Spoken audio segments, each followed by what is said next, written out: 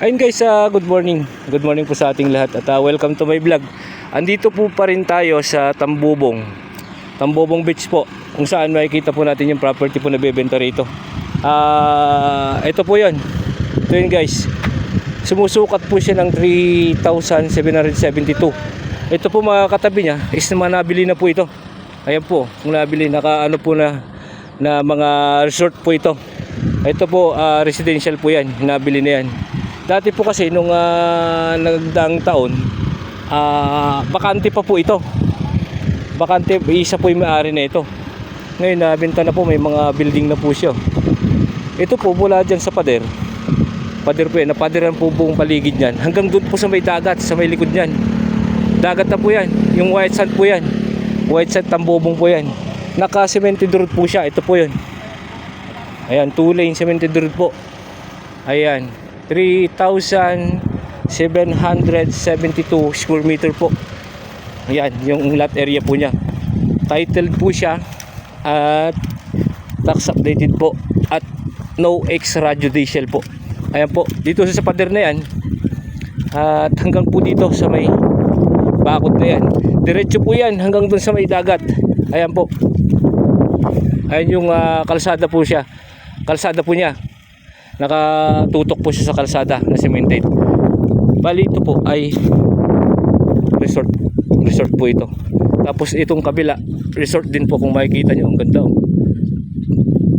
Akala ko residential po kasi bahay ito.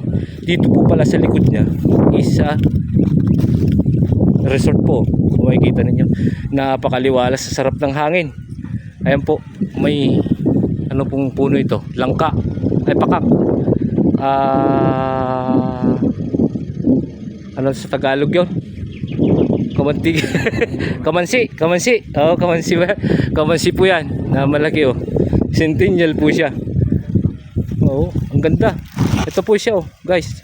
3,772 lot area. Napakagandang gawing resort po ito. Kasi andito na po tayo sa White Sand, Tambobong Beach. Ayan po siya.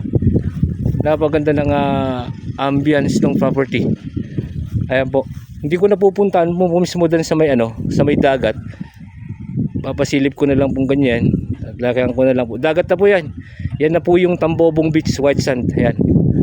Tingnan niyo po yung mga katabi, mga ano po 'yan, mga hotel resort po 'yan. Itong pader na 'to. One time po kasi nung last 2019, galing po kami rito. Itong property po na ito isa bakante pa po ito. Ngayon po pag ngayon nabalikan namin, may mga nakatayo na pong mga resort yan. Resort din po yan. Ito po ang natira. Ngayon binebenta po nila ulit itong natira na to, na sumusukat ng 3,770 square meter. Ayan, titulado po siya at no extrajudicial. Andito lang po yung may-ari ng property. Just in case po na gusto nyo ma-view itong property, tawagan nyo lang po yung number na ilalagay ko sa video screen. Number ko po yun, tsaka number ni Agent Jonathan. Kung gusto nyo pong i-view, makursunodan nyo itong property, sasamahan ko po kayo. At the same time po, makakausap nyo na rin po yung may-ari ng property. Ayan, napakagandang property po ito. At kayo na po bahalang tumawad sa price na binigay po sa amin ng may-ari ng property. Ayan po. Na ang presyo po nito is 10,000 per square meter po. 10K per square meter. Negotiable po yan. Ayan po. Maraming salamat po. Until my next video, Mr. Excitement Mix Vlog. Maraming salamat.